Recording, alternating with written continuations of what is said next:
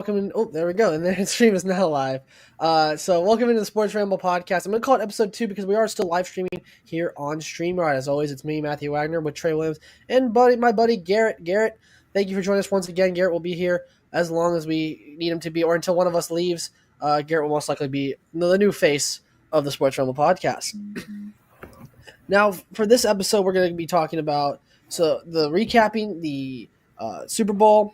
We'll also be talking about some worst week to be a Dallas fan, and we also will be covering some college basketball because I know we don't talk about that much, but Garrett is our usual college basketball mastermind, so he will tell us all about that here in a second. But the Eagles walk in to the Super Bowl and absolutely belt to bottom the Kansas City Chiefs. Probably the worst performance we have ever seen from Patrick Mahomes in a Super Bowl, and he also did get routed by Tom Brady in the Super Bowl as well. Yeah, that was pretty bad. This was like the offensive end and defensive end, it was just really bad from beginning to end. And we all saw the fake comeback that they were trying to do to make the score a little bit better when they were Patrick Mahomes passed to Xavier Worthy. I was like, bro, where was this? Where was this at in the whole game? Because it was just bad. Because they weren't the Philadelphia Eagles. They weren't blitzing at all. That's my thing. They weren't blitzing one bit. So it's kind of like one thing where Kansas City just got outplayed. Yeah, straight period. It's just they just got outplayed. Yeah, Garrett, what were your thoughts on that? Yeah, you mentioned getting routed by Tom Brady. There's a stat. Patrick Mahomes is now 0-2 in Super Bowls against Tom Brady or being announced by Tom Brady. And so we'll see if they call Brady back again next year, see if the Chiefs make it back, make another run. But that'd be interesting to track as his career goes along, as Tom Brady continues to announce. See if that stat holds true even in the regular season. So yeah, for sure. I think that for 100%. My thing is, I didn't like personally Jalen Hurts winning Super Bowl MVP. I know he had a good game. I personally would have given it to Cooper DeJean, I believe his name is, because again, it's his birthday boy. He absolutely, without his pick, I think the game maybe not as lopsided as it was. I still think he did really good, but I would have given it to him. Yeah, I'm right there with you. It was his birthday. He had the best game. I think it was 17-0 at that point, and then he gets the pick six going into halftime or almost halftime. Chiefs get the ball back. They turn it over. Eagles get another shot, and I think that was definitely the turning point. Jalen Hurts, he did what he does. He managed the game. He rushed, did a couple of tush pushes. I mean, he had a rushing touchdown, but I mean, other than the long bomb to Devontae Smith and the one that got called back to A.J. Brown, he didn't do a whole lot. I mean, he did what you expect him to do. He didn't really put up MVP, didn't put up Tom Brady numbers. Let's go with that. Yeah. To win that MVP. So I agree.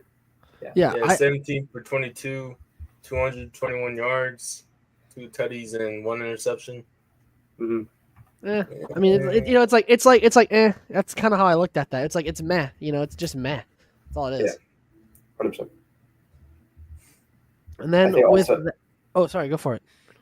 I think also, a stat. So the Chiefs only got to the Hurts 3 times, 3 quarterback hits, and the Eagles, and like Trey mentioned before, they didn't do a single blitz, only rushing 4 each time. Granted, it wasn't always 4 defensive linemen. Maybe it was a linebacker and 3 down, but 11 quarterback hits on Pat Mahomes with 6 sacks, only 2 sacks for the Chiefs. I think what we're talking about next here in a little bit is what's next for the Chiefs.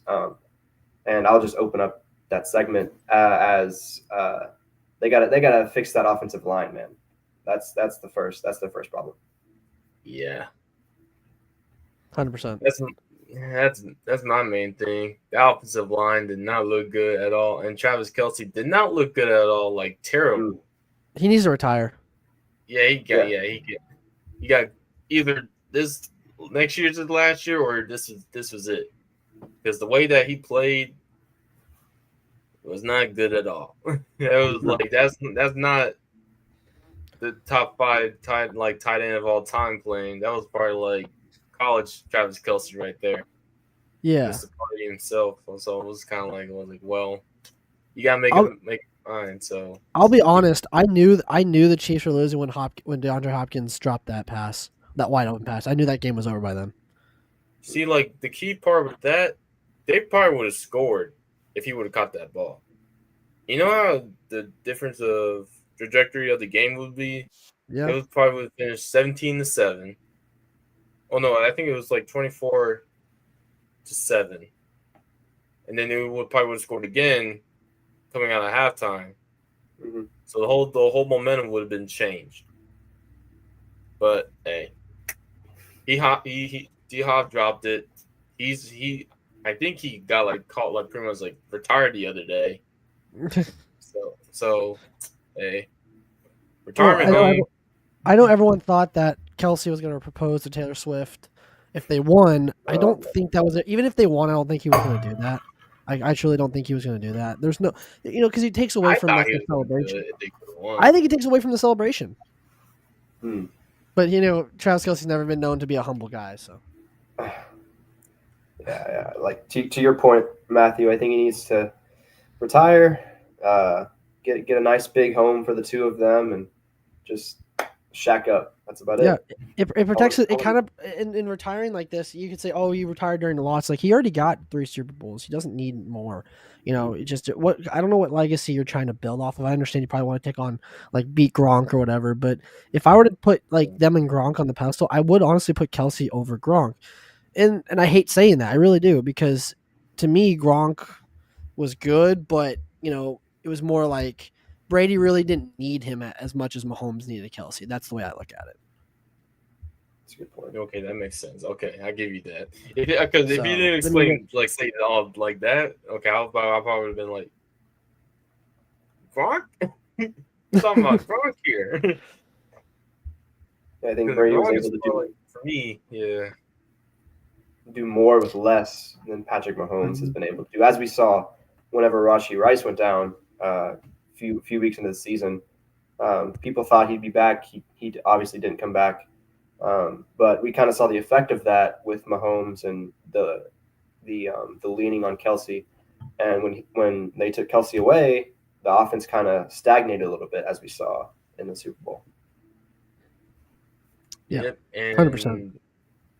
It looked like a train wreck on offense because like Patrick Mahomes was like running for his life, and then it was like gotta get it out, gotta throw. So yeah, it's one of those things where it just looked really horrible for the Kansas City offense and really good for the Philadelphia's defense. I got to give credit for them. They deserved it. As a Cowboy fan, I hated it, but they deserved it. I mean, yeah, no, I agree. I think they played their best game. Saquon, of course, did very well. Didn't do well at the start, but then obviously once the game kind of got out of hand, they kind of broke away from the defense. But then we get to the halftime show. Now, me personally, I wasn't the biggest fan of it. Like, I was fine. It was okay, but I'm not gonna. It's gonna be one of those like down the line where people are like, "Hey, do you remember that Kendrick Lamar did the Super Bowl halftime show?" Everyone's gonna be like, "Oh wait, he did?" Like, it's gonna be forgettable. And for him to call out Drake in the middle of the Super Bowl, we all knew he was gonna do it. I didn't think he would do it because I thought it would be like bad, but hey, he did it, and it was all right, cool, good. You called out a guy like you're still hating, cool, good job, buddy. Here's my thing with that. Okay. We all know he was gonna sing "Not Like Us." Should have been better, yes. He should have played his other like old songs like in the early 2000s, like 2010s, but like he didn't. He brought out SZA. They sang "All the Stars" and his other songs. So it's gonna be one of those things where just follow the script and don't bring in. It's pretty much like you're taking the attention off of you and putting it onto someone else. Mm-hmm. That's what people like Drake fans are saying. Like, oh, like Kendrick, like get like Drake's like thing out your mouth. So it's like, because the whole beef was last year. So it's kind of my thing is like let the past be the past. Like we already know like you won the beef. and Drake's doing his own thing. So it was like, that's my thing. Like Kendrick did a solid job. I mean, it could have been better. I mean, the whole like symbolism and everything. People like trying to make it look good, and like trying to like upplay it, even though it wasn't really like the best Super Bowl halftime show of all time. It was like mostly like one of the like Super Bowl halftime shows of all time. It was like Yeah. not like one of. Yeah, I'll be honest. I was vibing with it. I was bumping with it. Not only did they bring out SZA, Serena Williams is also there, just like make an appearance. Apparently Drake had a thing for Serena at some point. I never got into. 2015. Yeah, I never got into the Drake, the Drake lore and stuff like that. But apparently there was something there. So I think that's even more petty, bringing her out, rubbing her in his face, like, oh, you could have this, but you didn't get it. It's crazy. Yeah. No, I mean, like, I will say it was a little bit better than Usher's last year because all I remember about Usher's was like the roller skating performance. That's all I really remember about his. And so I mean, obviously it was better than that, but it's like I feel like we've gone at some point. Yes, he was vibing, but in terms of like quality, we're kind of starting to go downhill. Now the question is, now everyone's already wondering who's going to be next year. Who's going to want to do it next year? I know everyone wants Taylor Swift to do it. She'll never do it now because she's so ingrained with the NFL and everything. But for me, I would like to see maybe a rock band or some sort of, get away from, I know because last couple of years we've done R&B with Rihanna, with Kendrick, and with Usher. So it's like I kind of want to get away from that. I feel like we're getting too much into that. Now, I don't know who I would pick because again, you have to appeal to the kid, you have to appeal to all the teens, but you also have to kind of get your core like football audience. So I don't know, it's a little tough to pick who I would. So, because where's the Super Bowl gonna be played at next year? I want to say California. It's the Niners. It's Santa Clara. Okay. Okay. So what I'm thinking, Miley Cyrus. Hear me out, man. Hear me out. Well, that's what I saw. I saw on Twitter saying like Miley Cyrus might be playing in the Super Bowl halftime show next year because it makes sense. Because like, hey, you want something different? Look, hey, something different. That's different. Yeah, that's different. Pop artists. Hey, should she might pop out and do Hannah Montana for the one time? Who knows? Yeah, I always wonder how they does anybody know like how they choose? What's the method for choosing who plays? Is it like a board of people that vote? I might be, but I thought it was like they go to the artist and ask, and if like they return it down, they just say no. Okay, so we move on to the next one. Like they have a list. That's like let's start with this one, and then move on to the next. That's my guess, because that's kind of how they do Austin City Limits, like the music festival as well. Like hey, the artists will come to them and ask, like, hey, can we do it? And they're like, yeah, maybe. Like they'll kind of have it prepared in a way, but I don't know. I personally, my pick now that I thought about it, I would probably give it to either the Red Hot Chili Peppers. Just them, like their standalone concert. I would give them that, and then maybe if you guys know who Train is, yes, that old band, might give it to them. I mean, that's a little bit older, but they still have really good hits, so I feel like they would do pretty good. Yeah, I wonder if Beyonce would ever consider it again. I think she would. Has she done recently? Okay. So she didn't do like a main thing. Oh, but she was like a side. She did a side thing. Like I think it was like the whole. I think it was like in 2016, the Super Bowl 50 performance with like Coldplay and then Bruno Mars and then Beyonce came in. Like people was like stole the show and stole the spotlight from them. So I was like, oh, makes sense. I just realized who it's gonna be. Oh, okay. I'm scared. Okay. I mean, okay. Think about this. Okay, go back to when they announced that the 2028 Summer Olympics was going to be in LA. Okay, we already done Snoop. They have done the Red Hot Chili Peppers before, but again, they were a side act. It's going to be Billie Eilish. You know what? Not bad. Okay. it's either going to be her or Miley. It got to be a female this time because we can't go back Yeah. to back. Yeah. Okay. It makes sense. Advise with the. I mean, she got good hits too. That's the thing. Like, it's Billie Eilish. Can't go wrong with that. And very popular with the younger generation. Very popular. Dude. You have They some could bring real- back Sabrina. They could have Sabrina Carpenter in there. Am I saying that Oh. right? Sabrina Carpenter, is that her name? Yeah, Yeah. Sabrina. Yeah, Sabrina. She could also be a part of it too. Like that would be big for like the girls and all that. That again, you're going to get that audience. If you want to get that core audience going, you can get that one too. But that would be double performance. That'd get probably good views from like you said, the female audience. I'm not sure that the men would react to that, but considering how they react to Taylor Swift, maybe not so well. Also, they only showed her like twice, which is crazy. She also got booed at the And she was at like, the game. "Why am I getting booed?" Yeah, what did I do? oh, it's almost Okay, like so here's my thing. Here's my thing with Taylor.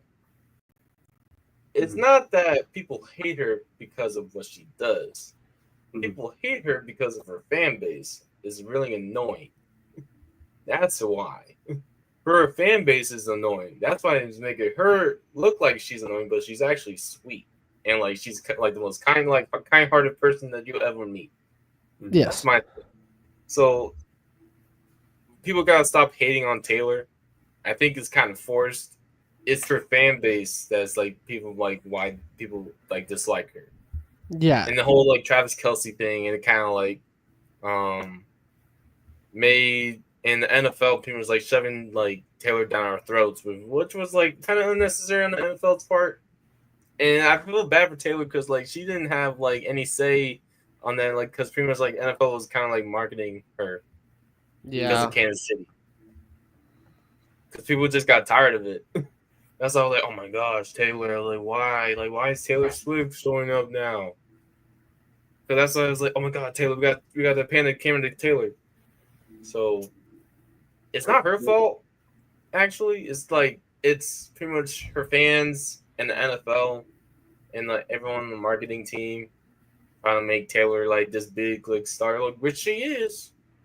Just like they make like there's like everyone's like shoving her down like our throats, which like is not good for like her and like her team, her PR team. So because like it's making a bad look for her, which sucks. yeah, Also, a point of for it sure. is That for me at least. Yeah, sorry, Garrett. Go ahead. now you got it. Oh, okay. So, like, man, it's just it's not great, but it is what it is. That's the way I look at it. It's like, listen, she's gonna be around whether you like it or not, and if you can't live with it, don't live with it. You know, don't watch the product essentially. Yeah. But with that, we will be moving on to parts of why the Dallas fans are in shambles because Anthony Davis, sorry, I don't know why I said Antonio Davis. That's the old basketball player. Anthony Davis made his Mavericks debut and hurt himself off a non-contact injury. Good Because job, I thought Nico got hit in Harrison. the groin. I thought he got hit in the groin by like Sagoon from Houston. I thought he was like, oh, then he went down. I was like, what happened? And I saw the replay. I was like, bro, come on. And now, Hey, everyone's back. and yeah, and like what's crazy, you saw like the video when Anthony Davis was saying like, I'm here, and then everyone was saying like to the medical staff like, I'm here, guys, hi, like I'm here. I was like, and here's the thing. Whenever like Anthony Davis comes back, probably like at the end of this month, I hope the Mavericks are gonna be dangerous, like defensively, because like we have no bigs and we're still like competing against like really good teams. That's how like dangerous we are. Like we're really good defensively, and then we can like rely on Kyrie and Clay being like our main scorers. because they can still score. Like I know, like they're in their 30s, but they can still score the basketball. And because like as long as like we play defense and take care of the ball, we can still win games. Because Kyrie can still carry us. It's just like we can't like rely on Kyrie too much. Because like if you rely on Kyrie too much, he's gonna break down at the end of the season and in playoffs. Then he's gonna be hurt, and that's a bigger problem that we kind of like caused.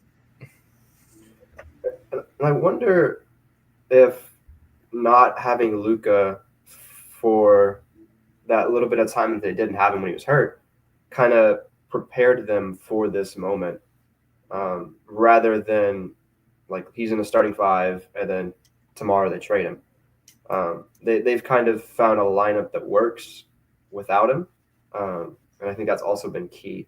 That it wasn't just out of the blue. Well, the trade was out of the blue, but him leaving the roster and the starting lineup wasn't just out of the blue. Like they've been used to playing with just each other for a while now, and so that's also helped and I think made their wins or made their playing not as bad as it probably would have been had that not happened.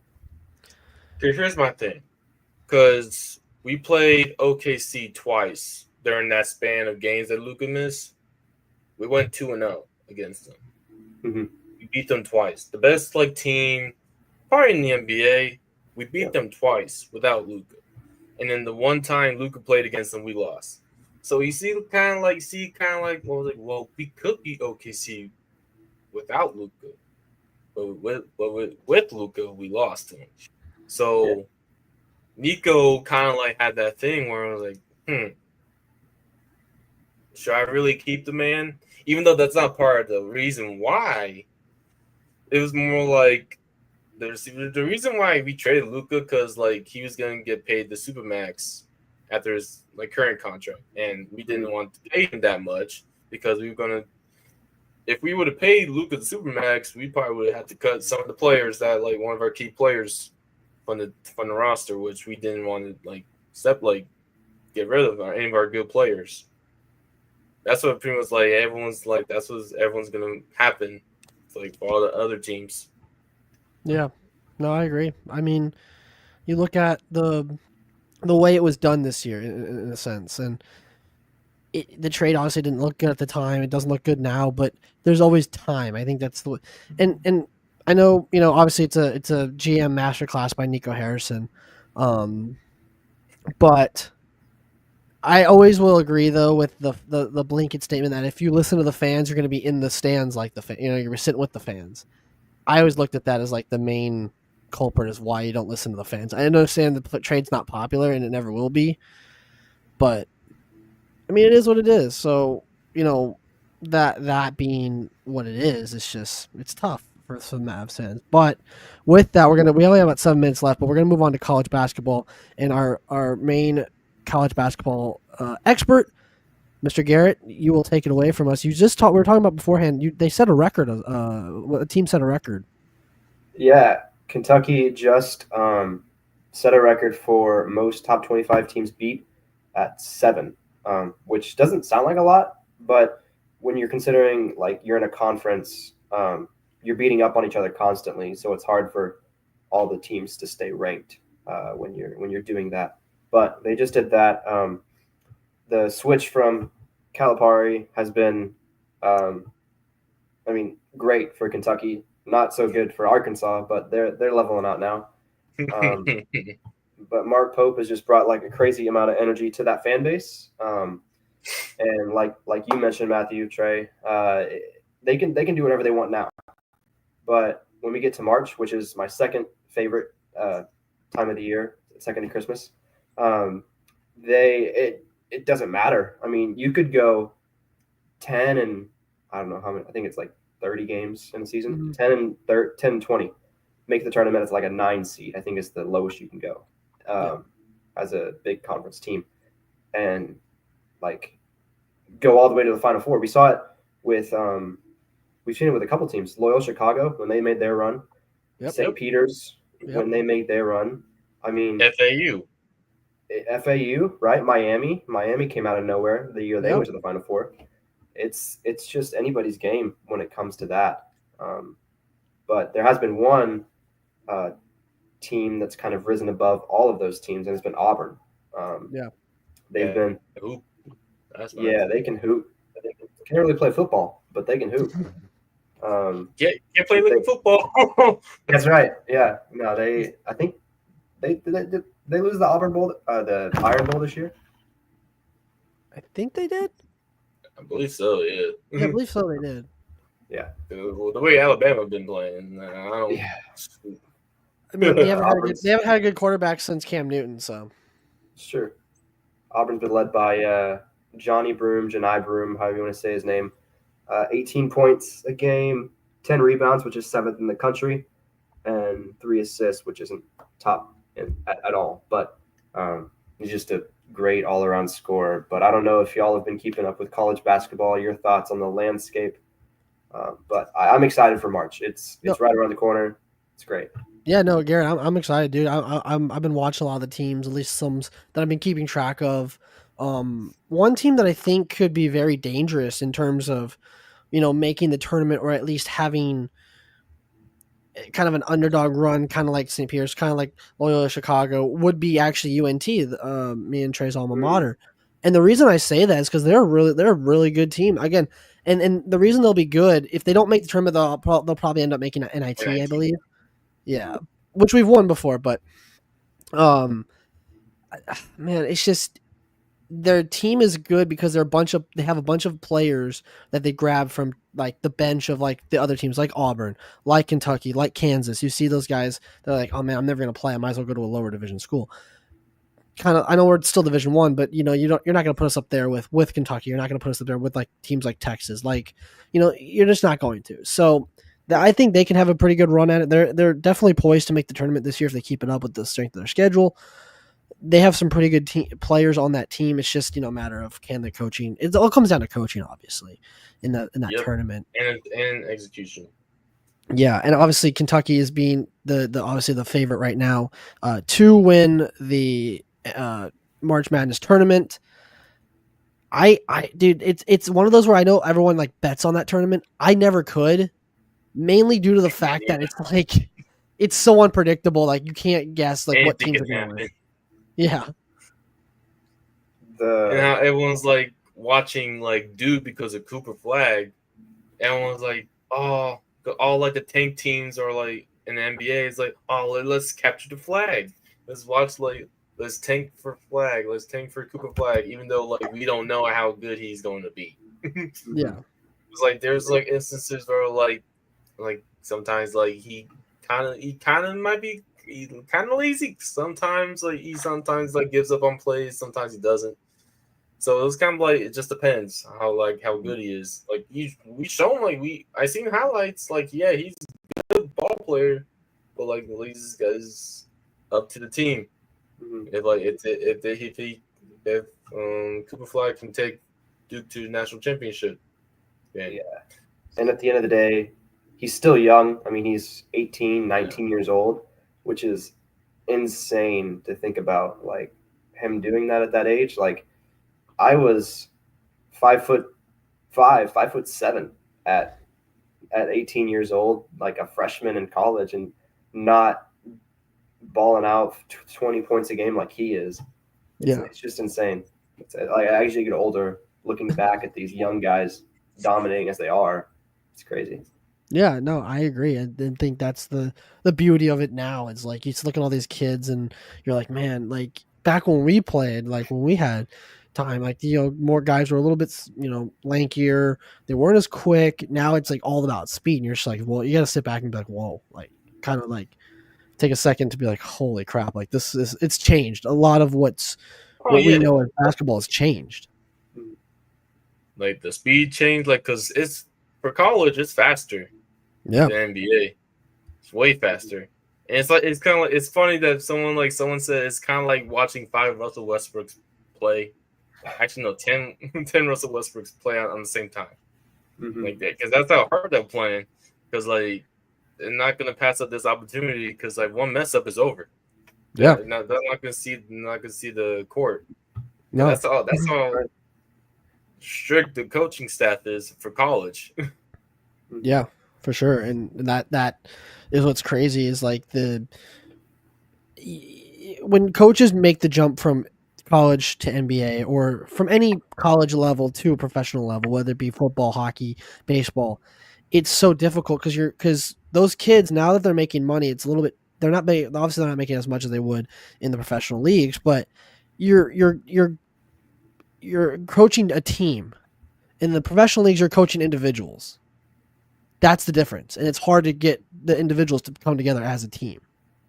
That's the way I looked at it. That's why I feel like so many college coaches have not been successful, because they can't. They try to run the college system, which is based on the team, rather than coaching what they should be doing based on the individuals. So that's the way I look at it. Where you'll see guys like Calipari that went to the NBA, did okay, but wasn't like a Phil Jackson level. He wasn't there, but just because it was so tough. Yep, that's tough. It's tough out there. Mm-hmm. Same like for NFL, like college is different. College, like NCAA to the NFL. Some college coaches can do it. Some college coaches can't do it. Yeah, so it's up to like the coaches, Saban tried. He failed. He came back. Yep. Yeah, I mean Chip Kelly, same with him. Chip Kelly tried, and I mean he did. I think a little bit better than Saban. Obviously, definitely better than Urban Meyer. But everyone did better than Urban Meyer. I think we did better than Urban Meyer. We haven't coached a game. Oh my god, that was a train wreck in Jacksonville. Oh my god. But I get the idea of what they were trying to do there. I do get the idea of what they were trying. Mm-hmm. Yeah, but it's kind of like, if you guys remember back to when, like, if you were old enough, when the Commanders, or as they were known back in the day, the Redskins, when they tried to hire Steve Spurrier, God, did he not pan out? Lord, did he not pan out? It's real, like they just got to know their niche. Like, if college is your thing, stay with college. Yep. If NFL is your thing, stay in the NFL. And nothing like it's not rocket science. No, yeah, and that's what worries me about Belichick, though, going to UNC. I'm like, is he really gonna turn that program around? Because the way he coaches is really like robotic. Different. And yes, really robotic, really regimented. Are those kids really ready for that? And I don't think so. But hey, I've been wrong before. I mean, UNC was thought that he could turn it around. So hopefully, coming after Mac Brown, he won't like ruin what he has built. I mean, they kind of had a down year after Drake May left, but there's always ups and downs with changing leagues.